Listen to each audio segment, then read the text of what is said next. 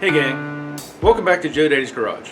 Today's video is a continuation of the vintage air install on the 68 Mustang known as Jade. This will be part 5, and if you like videos like this, I suggest you hit the subscribe button and the bell notification to see more. So in part 4, I had worked on getting the hard lines in place up on the front of the vehicle. I put in the condenser and put in the hard lines, and that's where I stopped because I could not do a vacuum on the system. And I decided I'm just going to let this sit until I get equipment or something that I can address this. I now have some hardware, some equipment. The infernal Craftsman, Robert, has stopped by on his trip from Texas, and he brought a vacuum pump and some gauges. And so we're going to get things in place and see if we can't finish up this AC system. All right, so in a previous video, I'd put in the condenser, and it was brought up that those lines would be visible through the grill. So I painted those. Now they're black, so they won't be seen. But we're going to work on getting the hard lines, the soft lines, dryer, all that stuff in place, and move forward from there. All right.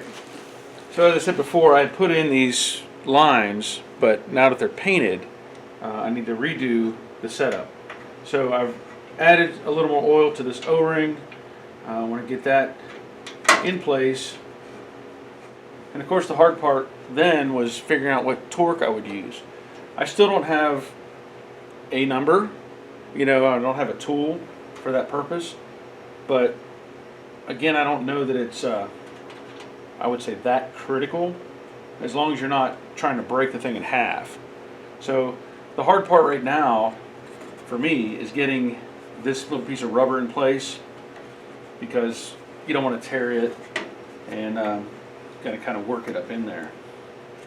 Because I have to get that line in, and of course this line will also connect to the dryer. So I'm going to tighten this one up. And the condenser line is 3/4, and then the other one I'm just using a crescent wrench. So that'll get that in place.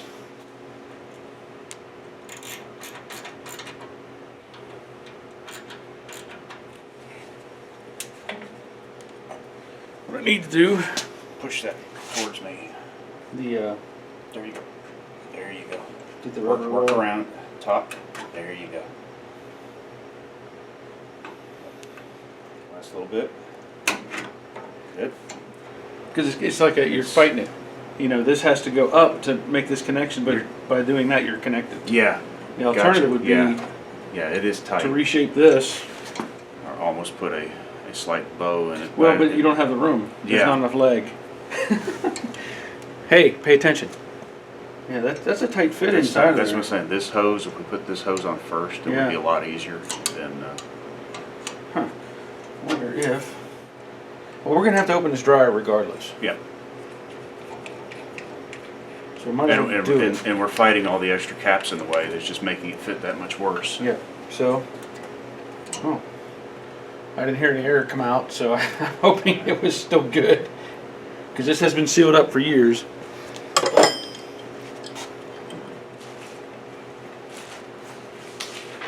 Alright, so... Yeah, I can manipulate that. Just, it'd be nice. I don't see another way around it.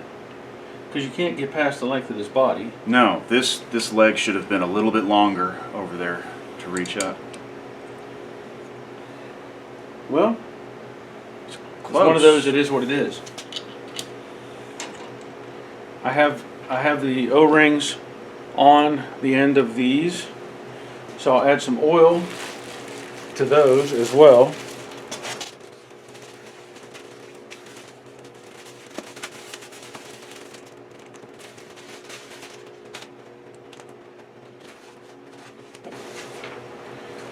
So we'll get this one behind.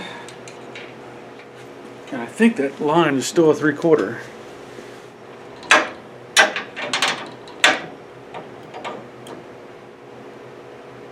That felt like good torque. Yeah, you don't want to crank down on it because you'll crush the O-ring. You do that just like you did. It was perfect. Nice, snug. Don't overdo it. I may have gone a little over snug, but I get what you're saying. It's not a bolt. Yeah. It's a Yeah, seal. you got it's a seal. So we got enough room to reach in there. Okay. So let me pause on that while we take a look at a little more of the connections. All right. So what I found is, with Robert's help, we were concerned with how this line would connect to the compressor. What we've realized is the compressor is actually turned straight up where it needs to be 90 degrees this way, because these being on top affects how this line attaches. So if we were to just try to go straight into that drives this up at a hard angle, and I'll just try to show you the best I can. But if I'm following that and I come over here, now this fitting will face the radiator. So there, Robert's holding it and showing us it would face the radiator. So that won't work. You can't manipulate the hose, but I can manipulate the placement of the compressor. So if we rotate that down, that brings the fitting up.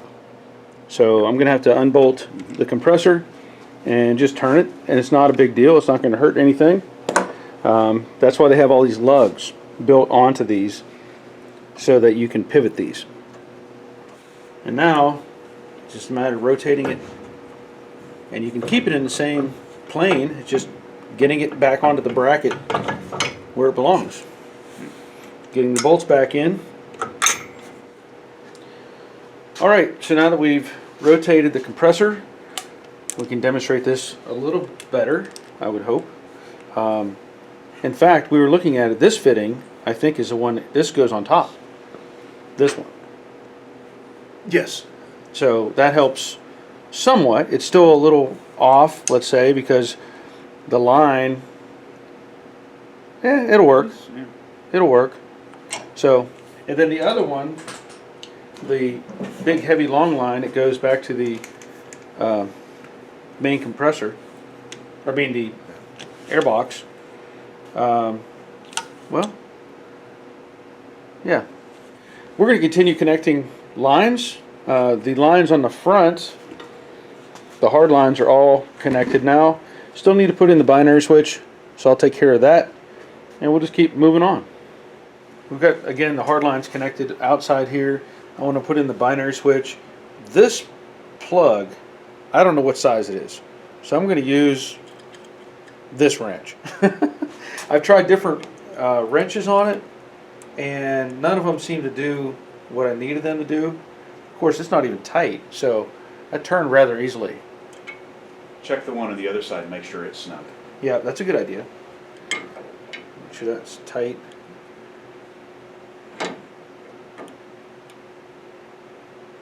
Yeah, that one's tight. So they were probably already ready for you to take that one out then. Maybe. That's my assumption. And look, there's an O-ring. Or a seal. But the binary switch, it has its own little seal on it, or plug, or a O-ring. So just because, I'm going to add some oil to that and put it in place. Probably don't need to, but why not? We have some oil. Back to the big wrench, big adjustable wrench, right? Crescent wrench.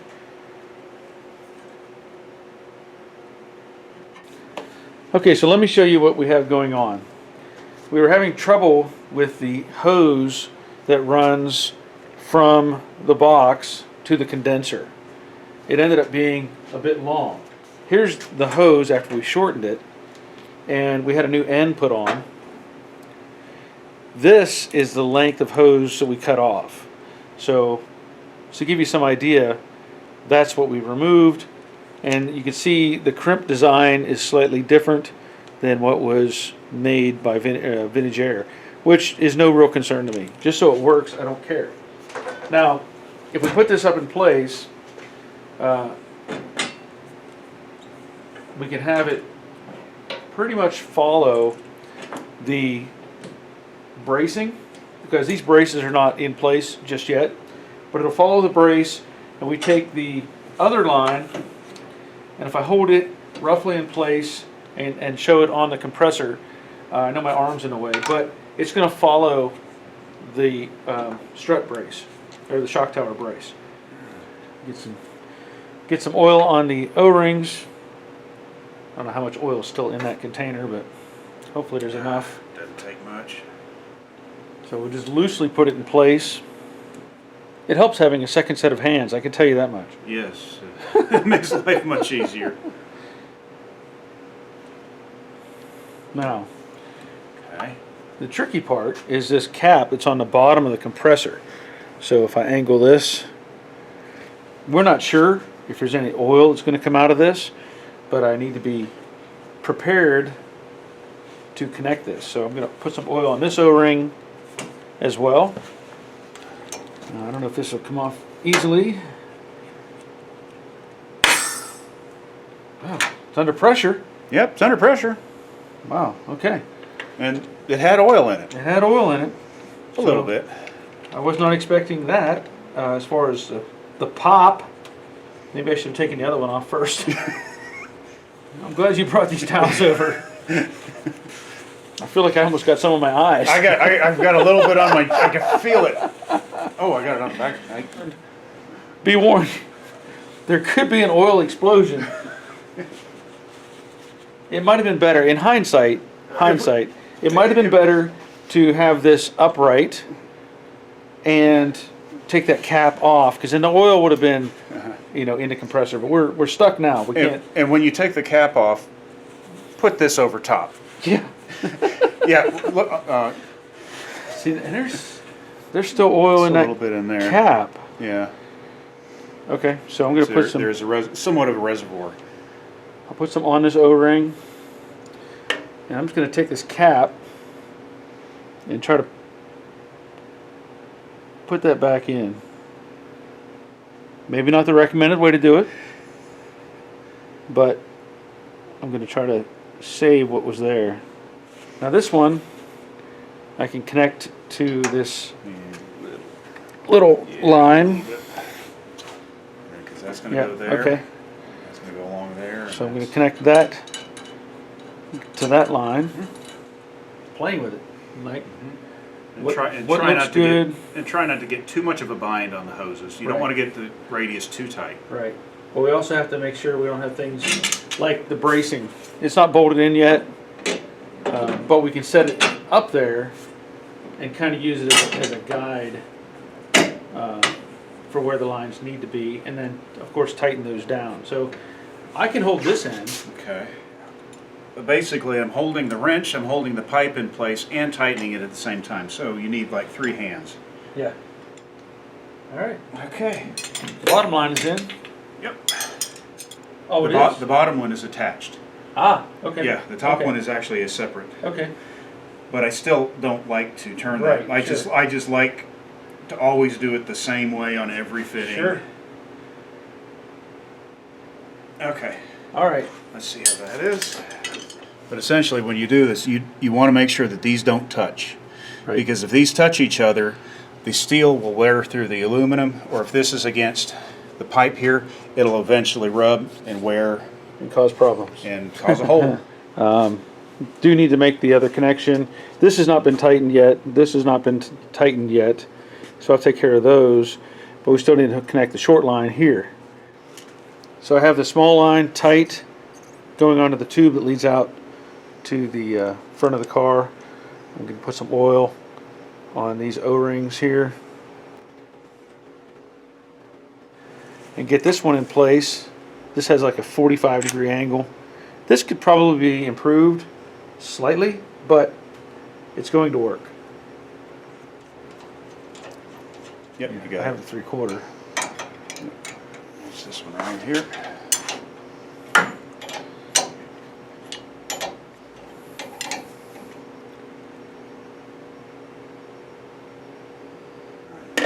Are you happy with where Yeah, that it's good. 90 It's is? good right there. All right.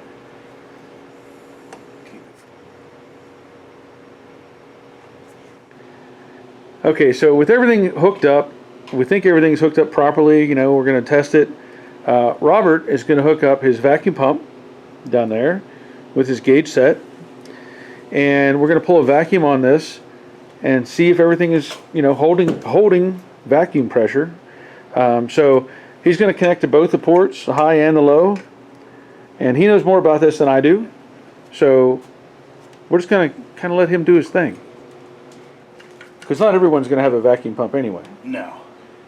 And all we'll do, and that's it. And then you still have to tighten And it then down. you turn that, and it pushes the valve core down. So it has like a Schrader valve, like a... It has a regular Schrader valve in there. Okay, and a centerpiece. That little centerpiece, when you turn this knob, it pushes it just in. pushes that down. Make sure that's on there, and then you just turn that way. So he's going to plug that in. And we'll let it sit and walk away. All right, we'll check back. Okay, so as we left off, we had the vacuum pump running, and Robert managed that. So I'm going to let him tell you what's going on at this point. Okay, so at this point we've let it run, we've evacuated the system, and we've let it run for about an hour and a half. Now, at this point, we're not ready to fully charge the system, so what we're going to do is we're going to put about one can here of refrigerant in the car, because when you leave it under a vacuum, you have items like the front seal that is actually on the shaft of this is not really designed to hold a vacuum. It's meant to hold pressure, and it will hold a vacuum not for a very long period of time, and because nature doesn't like vacuums, you need to actually get some pressure in there just to make everything work better and to keep moisture from coming in. So what we're going to do is I'm going to tap this, and we're going to start putting refrigerant in. So what I'm going to do at this point is now we've got gas in this hose, but we've also got air in this hose. All right. So what we're going to do is we're going to take and loosen this up and burp the line just at the a top. tiny bit. Now it seals really good on this side. Yeah, now the seal's working perfect on that end. All right. Gently. Gently. Did I close? I may have closed that back up again. I hear something. And I heard something. Yep, got a little bit. Okay. We are now going to open this valve, and we're going to put the refrigerant into this side. Okay. Which is the high side. All right. And is this tightened? And that will have to be tightened down. Okay. So you go ahead and do that. Make sure that's tight so it opens up that valve. Yep.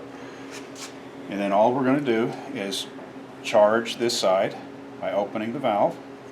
Hold this upside down because we want liquid to go in.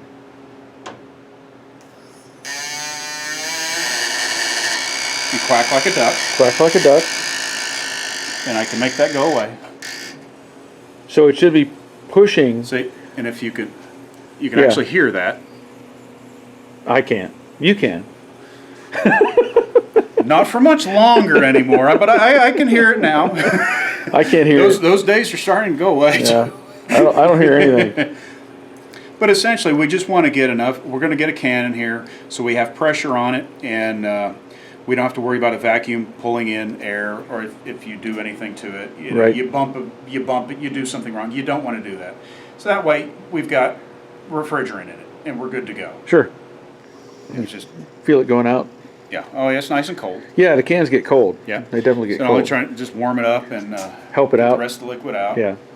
You okay. Shake it up a little bit, and that's it. All right. So That's all there is to it. We'll get one can on here. We'll look for leaks. Yep. And then we'll see what we're going to do next. But that's where we're at the moment. All right. That's going to be the end of this video. You know, we try to give you some details, show you how things go together, and we're going to make another video that's going to be more about doing the wiring and that sort of thing. There's more information, more details available on Patreon. So if you want to see even more stuff, go check that out. There's a link in the description below where you can, go there and sign up. But I want to thank all of the people that have been supporting me on Patreon. Thanks to them, I can continue making these videos and sharing information with everybody. But they get a little bit longer and more information because they're on Patreon. So thanks for watching, and until next time, take care of yourselves. See ya.